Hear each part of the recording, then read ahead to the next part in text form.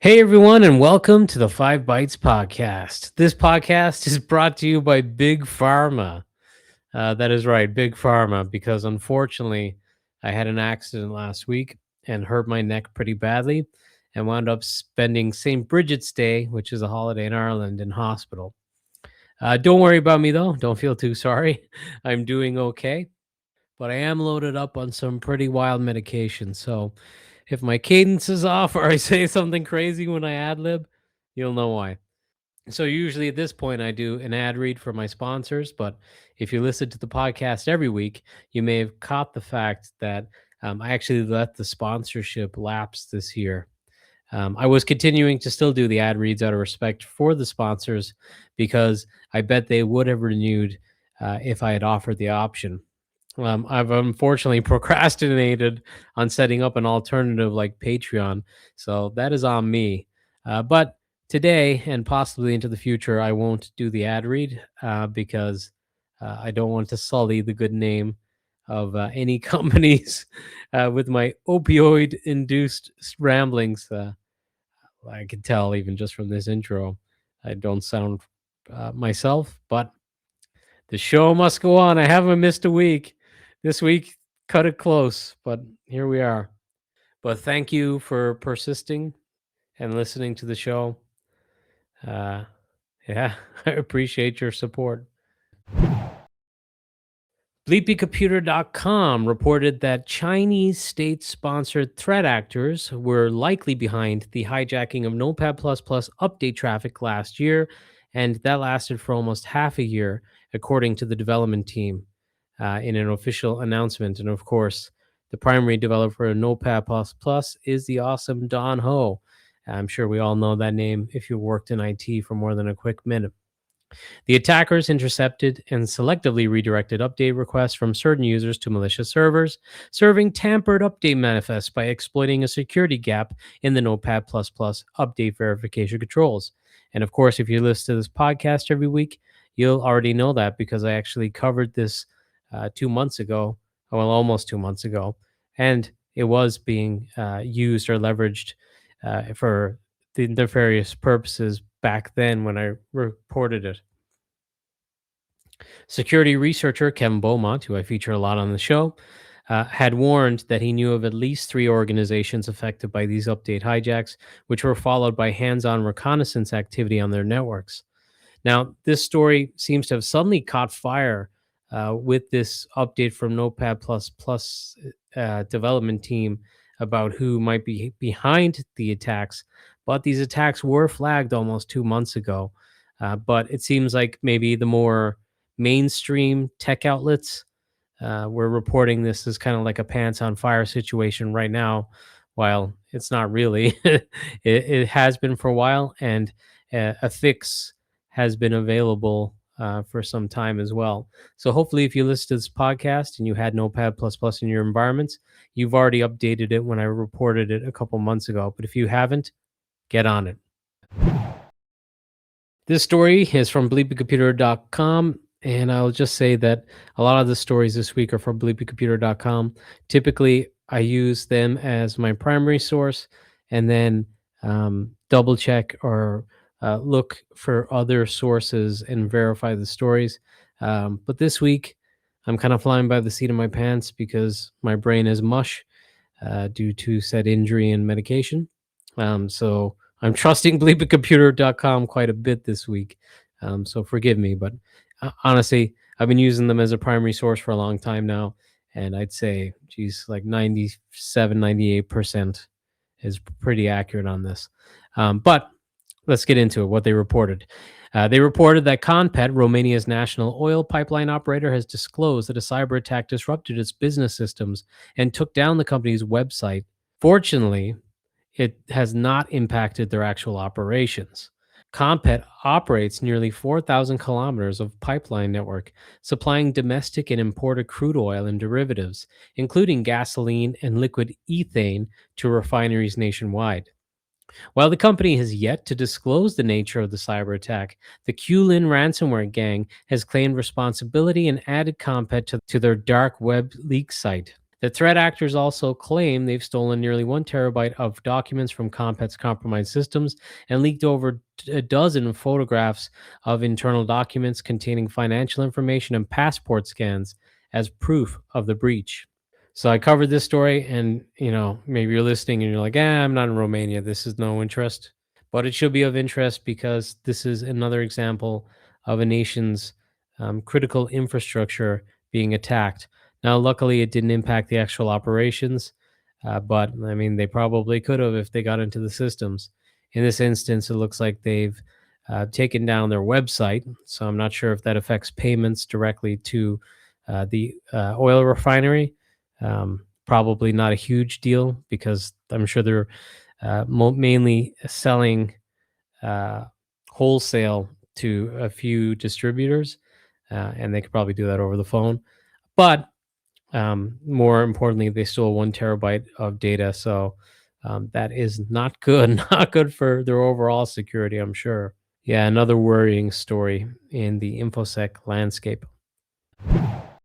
The US CISA confirmed on Wednesday that ransomware gangs, the US CISA has confirmed that ransomware gangs have begun exploiting a high severity VMware ESXi sandbox escape vulnerability that was used in zero-day attacks since at least February of 2024.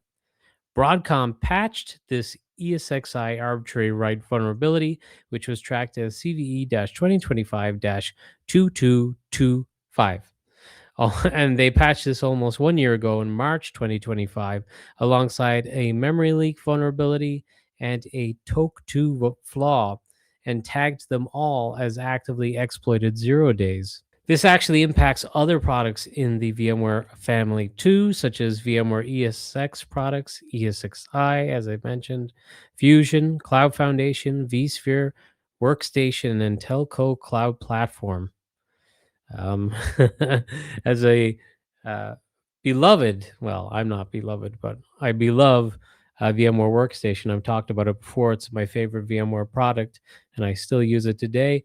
Um, I should make sure I'm patched.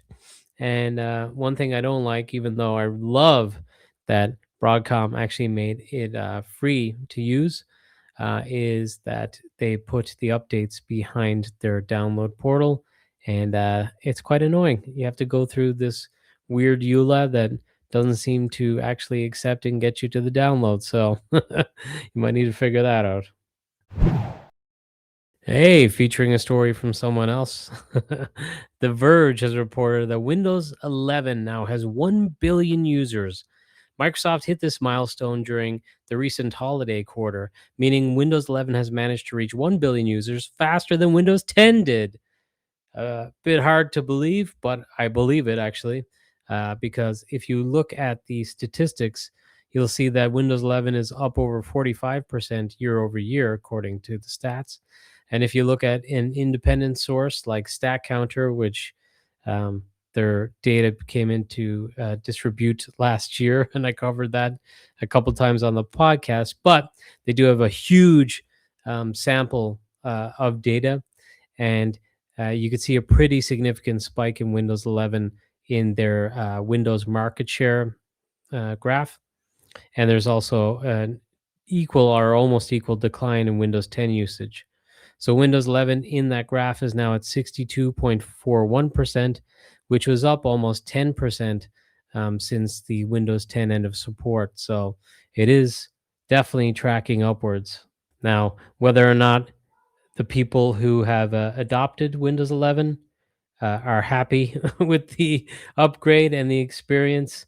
Uh, I mean, stories that I've covered would suggest that many are not. And frankly, if you even go on social media like Instagram Reels, you'll see people who are non techies poking fun at how bad they perceive their experience to be, which, perception is reality, quite frankly. So, Microsoft's got some work on their hands to win back the audience who has pretty much been forced to Windows 11. And then once they get there, they don't have an enjoyable experience. So that's not good. But hey, you can get them back, Microsoft. Microsoft announced recently that the Exchange Web Services API for Exchange Online will be shut down in April 2027 after nearly 20 years in service. EWS is a cross platform API for developing apps that can access Exchange mailbox items, such as email messages, meetings, and contacts retrieved from various sources, including Exchange Online and on premises editions of Exchange, starting with Exchange Server 2007. Microsoft will begin blocking online EWS by default on October 1st, 2026, but administrators can temporarily maintain access via application allow lists. The final shutdown occurs on April 1st, 2027, though, with no exceptions granted. According to neowin.net, Microsoft will soon give Teams users the option to hide the entire meeting control toolbar, giving them more screen real estate during meetings. Obviously, this is going to be a pretty useful setting, and it's something that you already get in some other teleconferencing or whatever the hell we call it now, web conferencing software, collaboration software. Yeah, you could tell I'm not off. I'm rambling a lot more. The good thing about this implementation is that you'll be able to bring up the toolbar again using hover or by pressing the tab key, and that keyboard shortcuts to toggle the toolbar controls will remain active regardless of whether it is visible or not. And the way I'm interpreting that, or the way I'm even mentioning that, because it's not exactly revolutionary in itself, if there's keyboard shortcuts like they say there is, if you've got a Stream Deck, then you could use that, which would be kind of nice. The feature is coming to Windows and Mac customers reportedly in March of this year. Microsoft has confirmed that a known issue preventing some Windows 11 devices from shutting down also affects Windows 10 systems with virtual secure mode enabled. This, along with updating to Windows 10 22H2, Windows 10 Enterprise LTSC 2021, and Windows 10 Enterprise LTSC 2019, WinVSM is enabled, updating specifically to KB507 8131 or KB507 3724. It protects sensitive credentials, encryption keys, and security tokens from kernel level malware and pass the hash attacks. And it enables security features such as Credential Guard, Device Guard, and Hypervisor protected code integrity in Windows 10 11 Enterprise editions. Microsoft has released emergency out of band updates later to fix the known issue, and these were released just a couple days after announcement or the advisory for these issues. And they advised affected customers who couldn't immediately install them to manually shut down their systems using the shutdown /s/t0 command. Oh, an old favorite. Microsoft has announced that it will disable the 30-year-old NTLM authentication protocol by default in the upcoming Windows release due to security vulnerabilities that expose organizations to cyber attacks. This should not come as a surprise, though. I've reported on the podcast multiple times in the past, and Microsoft actually first announced plans to retire the NTLM authentication protocol in October 2023. Hey, I kind of sounded like Mora Rose, uh, not on purpose there. So RIP to Catherine O'Hara, who was awesome. But all the way back in 2023, Microsoft noted that it was also going to expand management controls to give admins greater flexibility in monitoring and restricting NTLM usage within their environments. So, hey, hopefully you're paying attention and you were doing just that. And they also officially deprecated the authentication protocol on Windows and Windows servers in July of 2024, advising developers to transition to Kerberos or negotiation authentication to prevent future issues. Microsoft has also been warning for developers to stop using it. And that warning went all the way back to 2010, where they advised also Windows admins to either disable NTLM or configure their servers to block NTLM relay attacks using Active Directory certificate services. And I can remember a good few years ago now, it was while I was doing this podcast. So it's sometime between 2018 and now, where they made a Windows update that um, seemed to mess with NTLM, and it broke um, RDPing from a client machine to, say, another machine like a server, if it wasn't on the same patch level because the NTLM level changed or something like that. I can't remember the details. My mind is mush, but hopefully you remember it. But it sounds like there's going to continue to be an option to re-enable it in the OS, but obviously it's better to move on from it. Okay, some quick kit stories now, for obvious reasons. But first up, Microsoft has started rolling out built-in Sysmon functionality to some Windows 11 systems enrolled in the Windows Insider program. And this is something that I covered on the podcast. I think it was around Microsoft Ignite.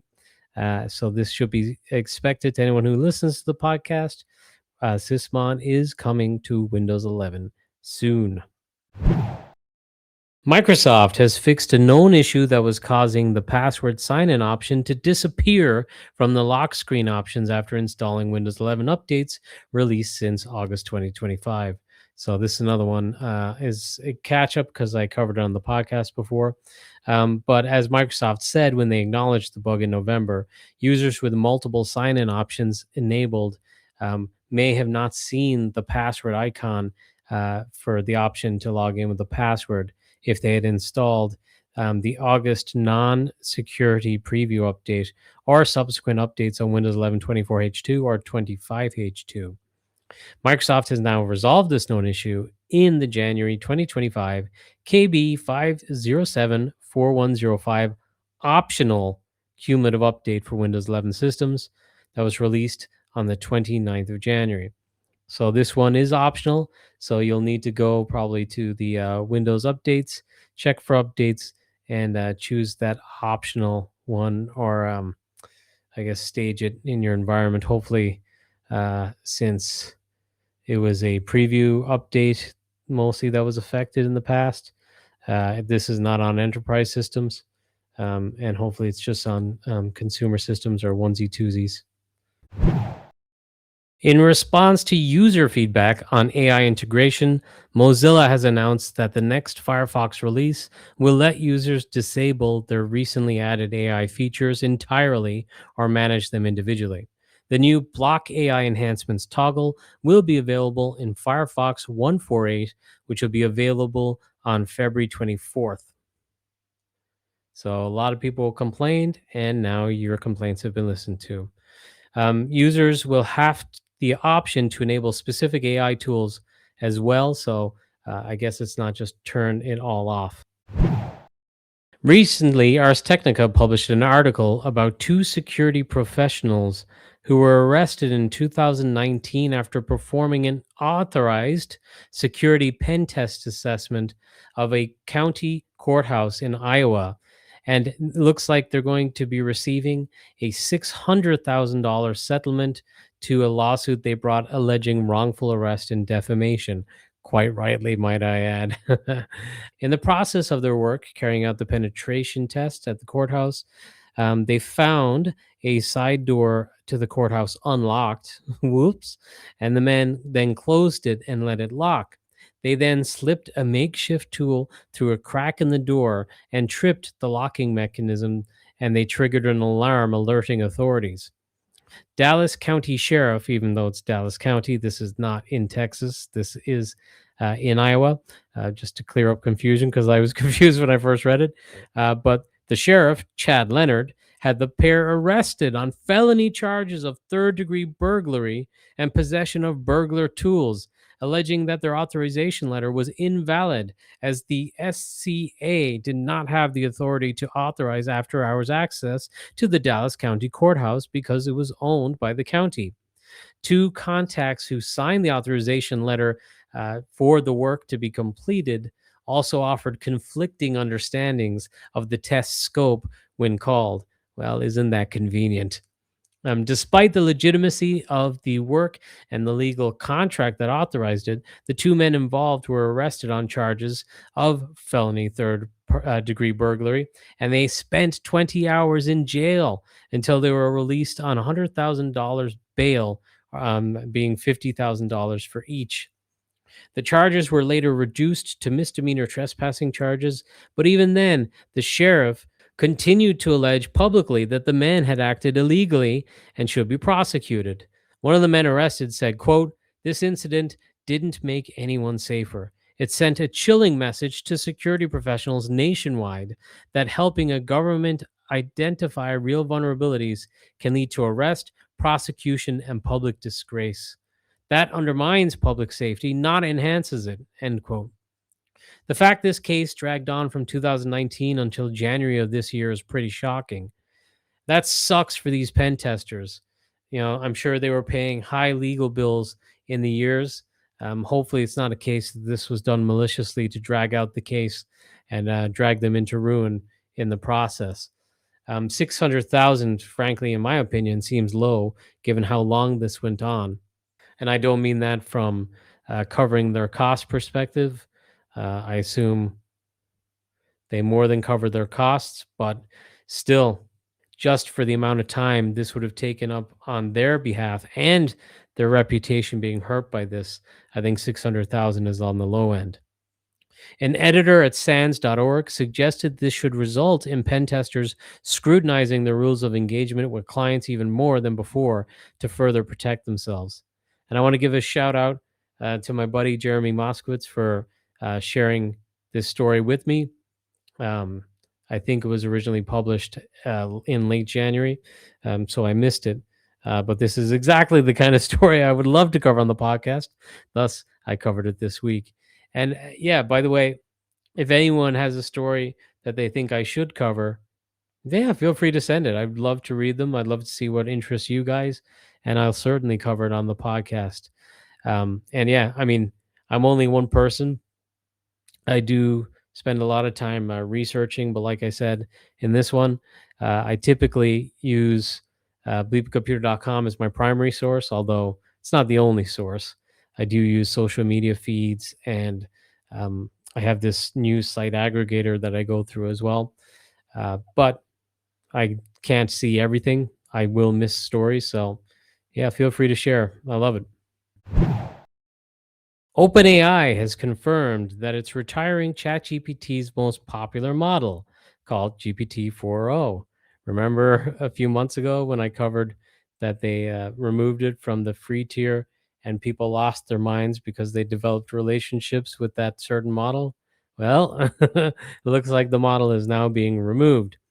Also, several other models too, including GPT-5 Instant, GPT-5 Thinking, GPT-4.1, GPT-4.1 Mini, and O4 Mini.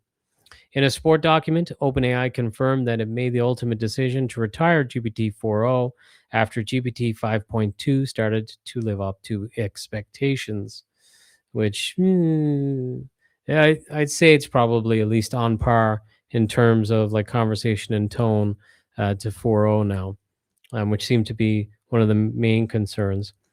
But I will say, I also noticed an article out there, or several articles out there, still covering the fact that ChatGPT is introducing ads and how that could potentially influence or compromise the results that it brings up.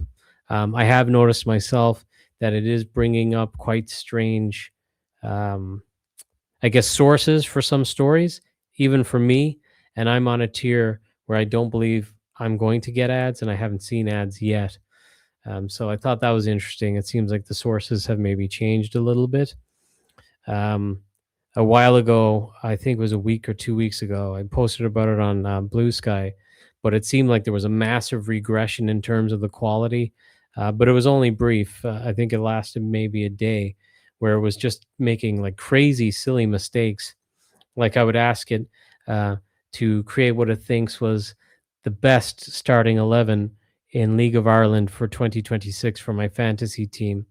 And it chose a goalkeeper, James Talbot, who, to be fair, is a good goalkeeper, but it listed him as at Shamrock Rovers and told me that he had a great season in 2025. One, he's not at Shamrock Rovers, he's at Bohemians. Two, he didn't have a great season because he barely played. He was left on the bench Which, yeah, I mean, he was a great goalkeeper. He deserved to be playing somewhere, but everything about that was incorrect. And what's probably even worse, one of the center backs was Brian Maher, who does not play center back. He is, in fact, a goalkeeper for Derry City. And that was just two of the mistakes. There was a laundry list of them, including players that played for Cork City who are no longer in the Premier Division, thus it's not applicable, and more.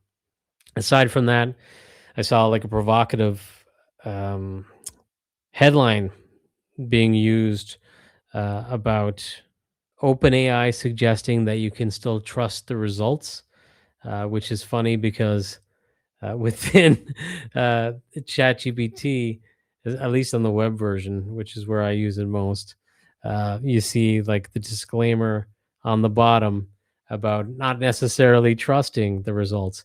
And I could tell you, I think a few weeks ago, I talked about how I wouldn't put health information in there. Well, call me a liar because with my serious health complications and maybe anxiety due to not being able to get answers immediately because waiting on calls or waiting for uh, specialists to actually get into the office and stuff like that, or waiting for a call back, I would get curious and I would go to ChatGPT and I would list symptoms or something like that and see if it could give me a decent response. And I will say, uh, now, luckily, I guess I have good critical thinking, and I have very strong logical parts. But I would ask it for advice, and it would tell me something, and then I would be like, "Hey, why are you telling me that when this medication is supposedly supposed to be taken in these intervals?"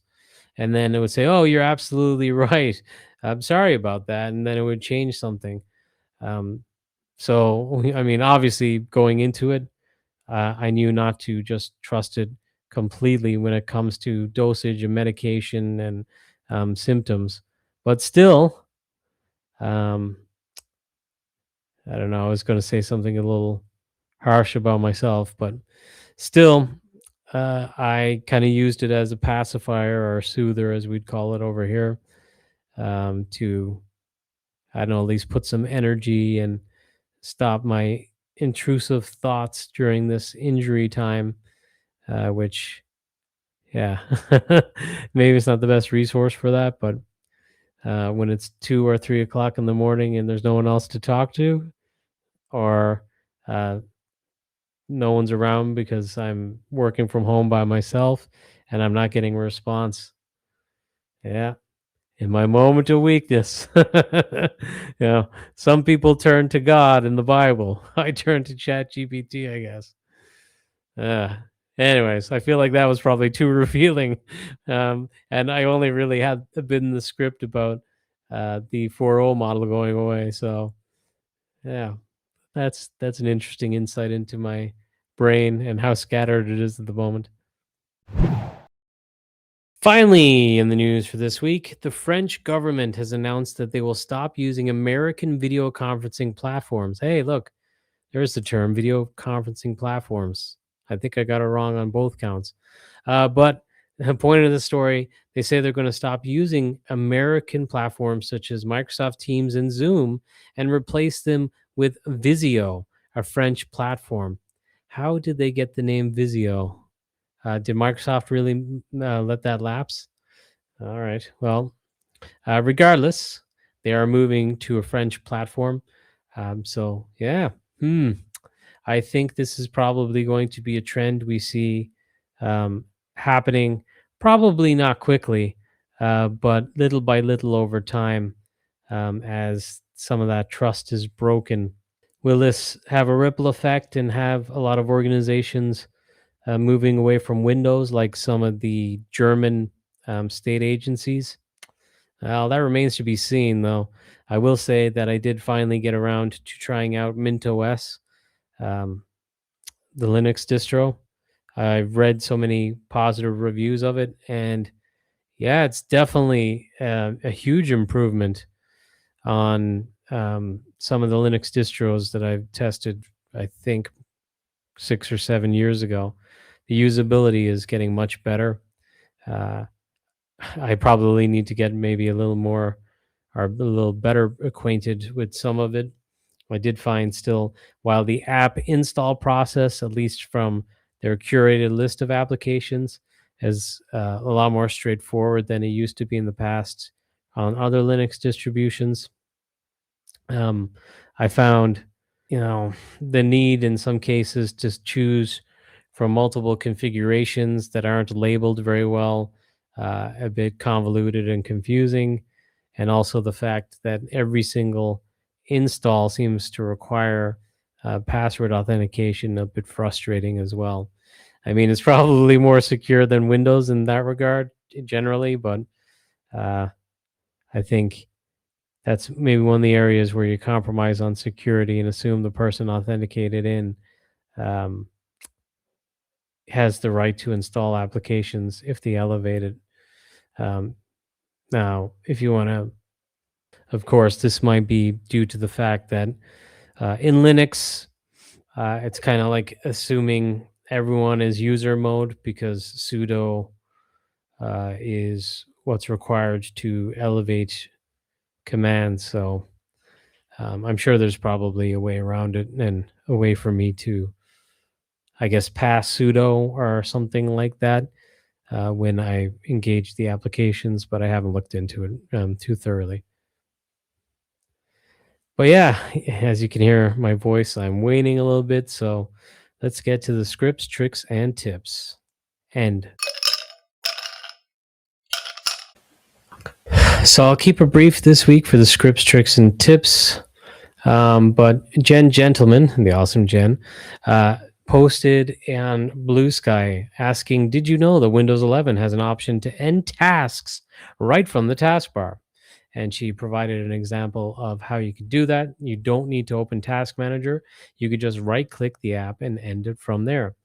This is one that I knew, but if Jen is pointing it out, I bet some people did not know that. Finally, and I didn't include it in the script, I completely forgot, which is silly of me because I am part of it. I mentioned it last week on the episode, but I have a webinar with my boss and Numesen CEO, Arthur Hitomi, on the 10th of February, which I believe is at 6 p.m. GMT time. So, what's that, 1 p.m. Eastern? Uh, yeah, and it's going to be around using AI packaging within Numesen Cloud Pager and Intune. And I'm definitely not doing the best job of selling the webinar this week. I did a better job on last week's episode, so hopefully you listened to the scripts, tricks, and tips out on that episode. But it's going to be a good webinar. So if you work with Intune, or even if you don't, check it out because cloud paging application containers have significant benefits for application management on all Windows desktops, regardless of your current infrastructure. But we will be we will be focusing mainly on Intune, which pretty much most enterprises are using in some capacity today. But hey, that's it for the episode. Thank you so much for putting up with me when I'm certainly less than 100%. And hopefully I'll be a little bit better next week. Probably not. I think it's going to take at least 2 weeks till the medication is finished. But um, I'll catch you then regardless, I hope.